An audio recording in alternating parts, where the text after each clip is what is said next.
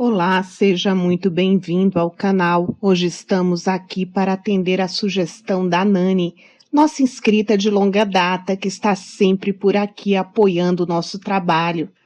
Vamos conhecer Augusta Amália Ludovica Georgia von Bayern, ou simplesmente Augusta da Baviera, princesa da Baviera por nascimento e por casamento, princesa da França, princesa de Veneza, vice-rainha da Itália, grã-duquesa de Frankfurt, princesa de Ersta, duquesa de Leuchtenberg, a mãe de Dona Amélia, a segunda imperatriz do Brasil.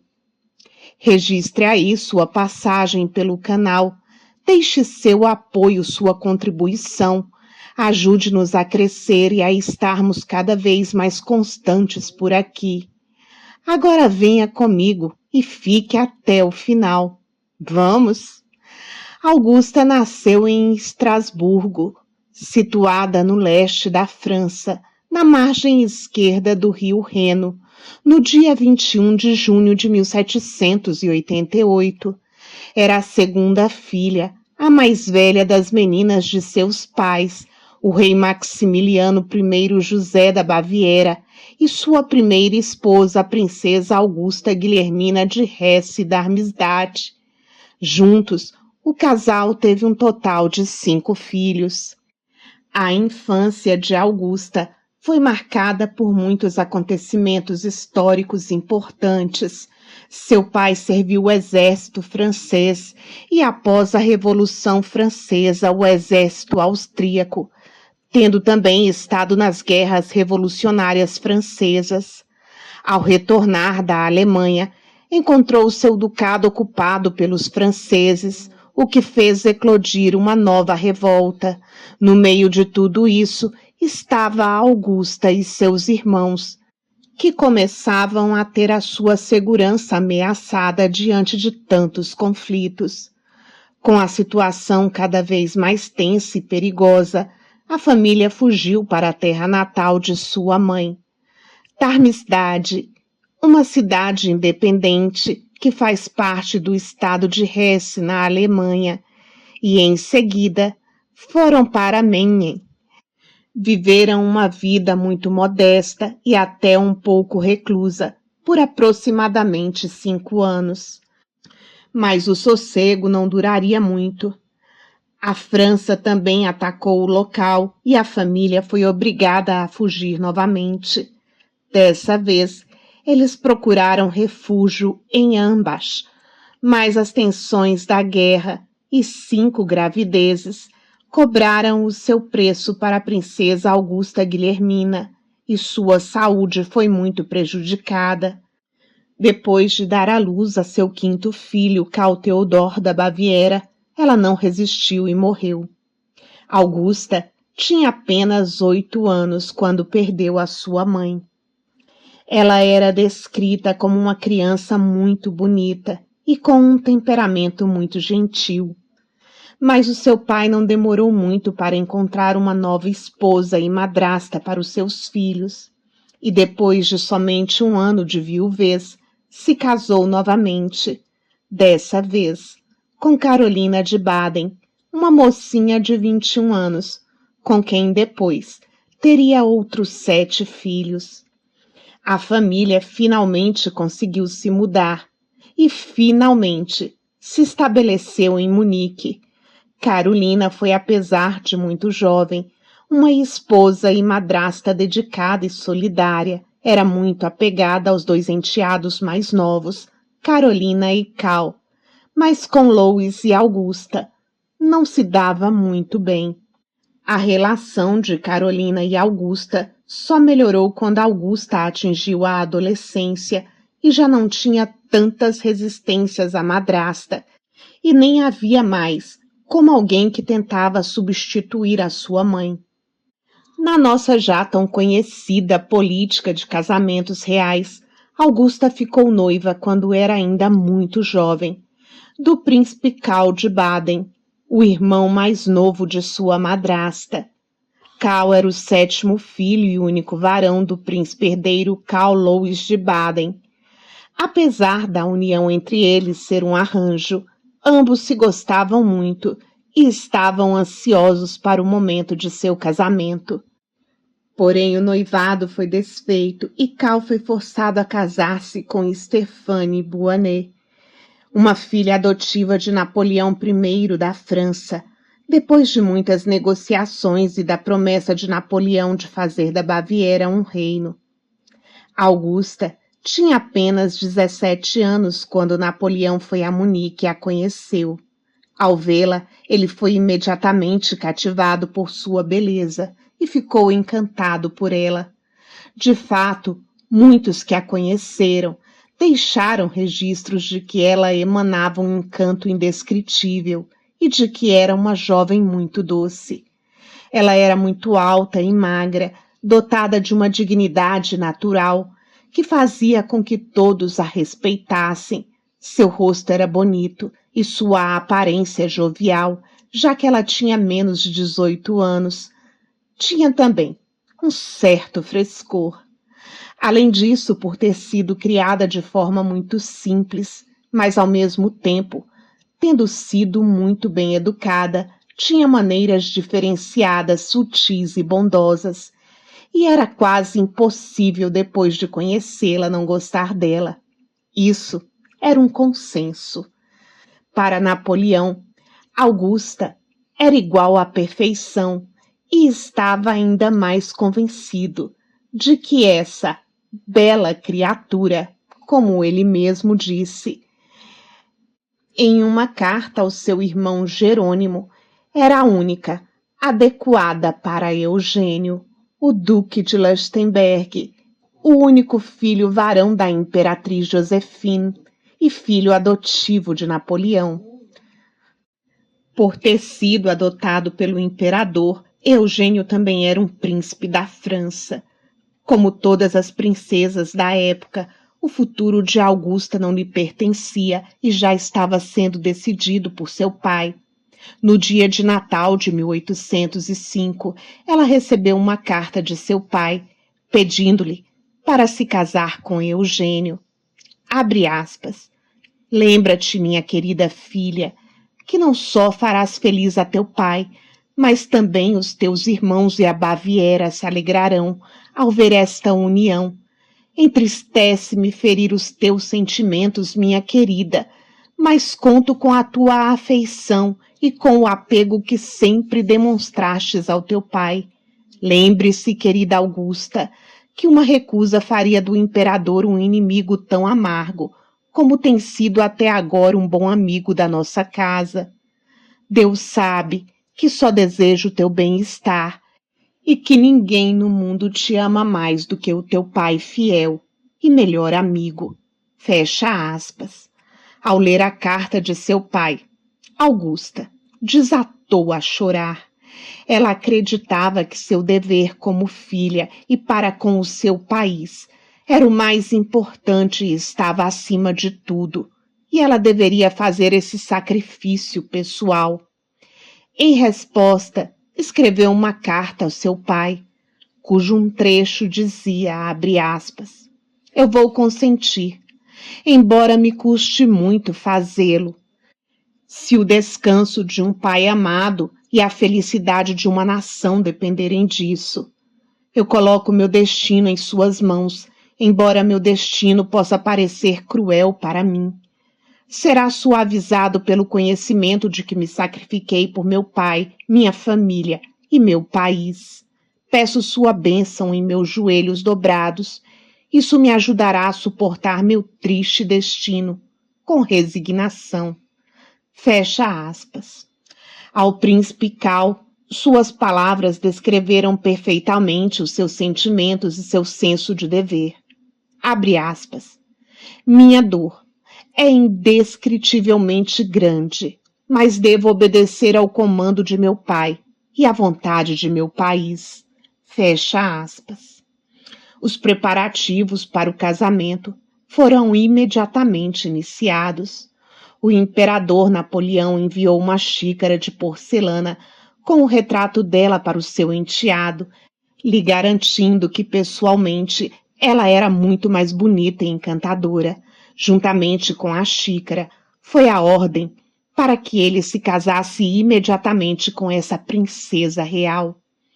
Eugênio, que estava em Milão, recebeu uma intimação de Napoleão, ordenando-lhe que fosse imediatamente a Munique e encontrasse sua noiva pela primeira vez. Contrariando o que podia se pensar de um casamento imposto entre duas pessoas que não se conheciam e que a princípio foi visto por Augusta como um sacrifício. Quando ele e Augusta se encontraram pela primeira vez, foi amor à primeira vista.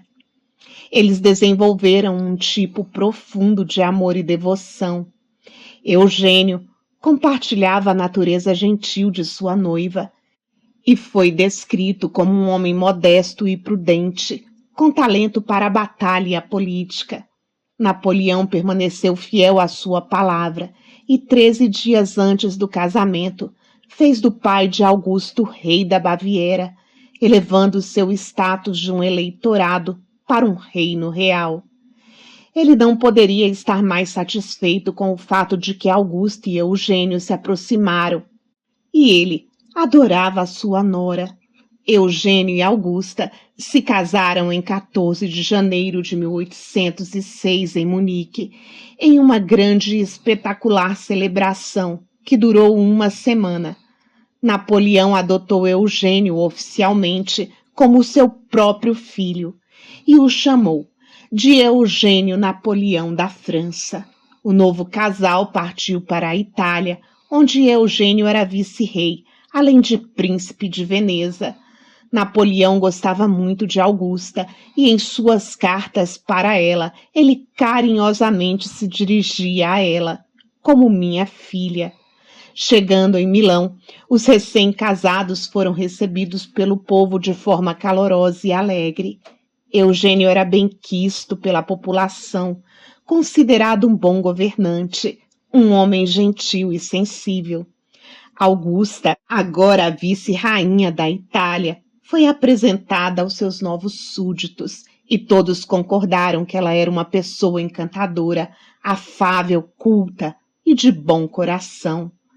Uma dama da corte italiana escreveu sobre a recém-chegada, abre aspas, a vice-rainha também ajudou a conquistar as pessoas para o lado do marido.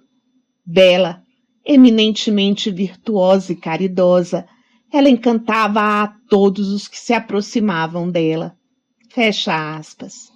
O casal se apaixonava ainda mais um pelo outro com a convivência, à medida que o seu casamento se alongava. Tinham um profundo respeito mútuo, confiança e admiração. Um ano após o casamento, nasceu o primeiro bebê do casal, uma menina, chamada Joséphine, que recebeu o título de princesa da Bolonha. Depois dela, nasceram Eugênia em 1808, Augusto em 1810 e Amélia em 1812, a futura imperatriz do Brasil e segunda esposa de Dom Pedro I. Assim como acontecera com sua mãe, as constantes gestações também afetaram a sua saúde, e após o nascimento de Augusto, ela passou a ter uma saúde mais fragilizada e sofrer de reumatismo. Augusta provou ser uma esposa simpática, compreensiva e dedicada, e ela e o marido foram pais muito amorosos. Quando Eugênio se afastava por questões militares ou políticas, ele sempre escrevia à esposa, lhe falando do seu amor por ela e pelos filhos e do seu desejo de regressar à sua casa. Em um desses exemplos, temos por parte dele as seguintes palavras, abre aspas. Penso constantemente em ti, minha querida Augusta. Espero que não nos separemos por muito mais tempo. Envio-te 1000 beijos para partilhares entre ti e os nossos queridos filhos. Amo-te com todo o meu coração. Fecha aspas. Em sua ausência, Augusta governava habilmente como regente e mantinha a paz na Itália, mantendo a estabilidade em toda a terra. Em 1814, Napoleão abdicou como imperador da França e Milão foi atormentada por uma revolta.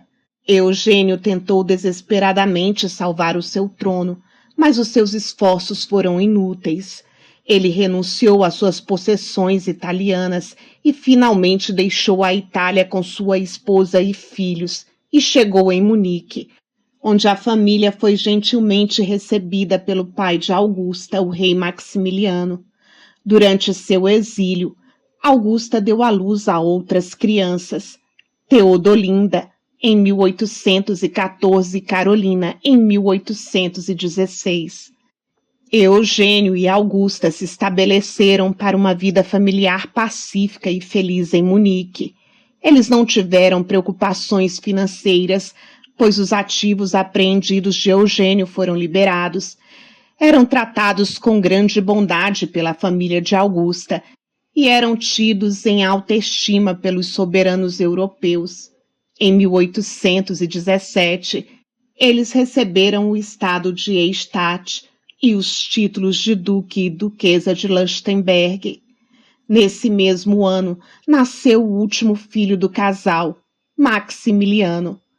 Com suas novas terras e títulos, eles tiveram um palácio construído para eles, chamado o Palácio de Leuchtenberg, onde residiram pelo resto de suas vidas, criando ali os seus amados filhos. Eugênio ficou muito doente após ter sofrido um AVC. Se recuperou por um tempo, porém depois voltou a ficar acamado e muito fragilizado. Durante sua doença final foi cuidado por sua esposa, que estava ao seu lado quando ele faleceu, em 21 de fevereiro de 1824, com apenas 42 anos de idade.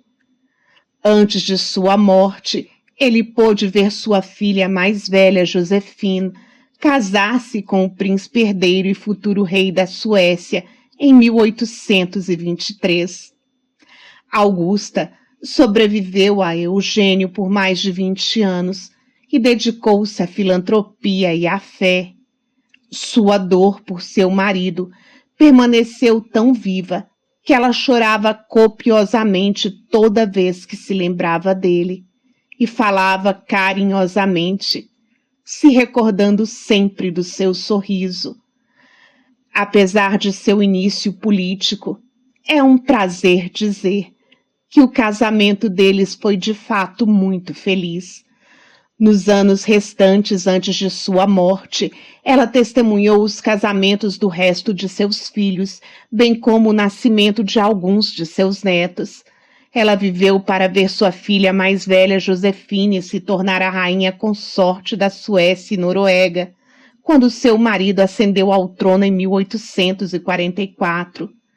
Augusta morreu no dia 13 de maio de 1851, aos 63 anos, em sua casa em Munique. Falecia ali, a melhor das mulheres, como Napoleão a chamava. Em um consenso ao descrever sua vida, a maioria das fontes traz a seguinte afirmação, abre aspas, quando ela foi ordenada a se casar com Eugênio, o pensamento inicial de Augusta foi que ela estava sacrificando a si mesma e sua felicidade pelo bem de seu pai, país e pessoas. Isso só provou seu altruísmo e alto senso de dever, características que a tornariam querida, não apenas com seu marido e sua família, mas também com o seu povo. Seu casamento com Eugênio lhe trouxe o tipo de felicidade que ela inicialmente nunca sonhou. Fecha aspas. O amor e devoção que ambos nutriram um pelo outro nunca vacilou ou oscilou, e pode-se dizer que o que lhe pareceu um sacrifício a princípio valeu muito a pena. Agora que te contei toda a história, é a sua vez. Me conte sua opinião, acréscimos ao vídeo e, é claro, as suas conclusões nos nossos comentários. Foi uma honra desfrutar mais uma vez da sua companhia em mais uma história real da realeza. Muito obrigada por ela até aqui.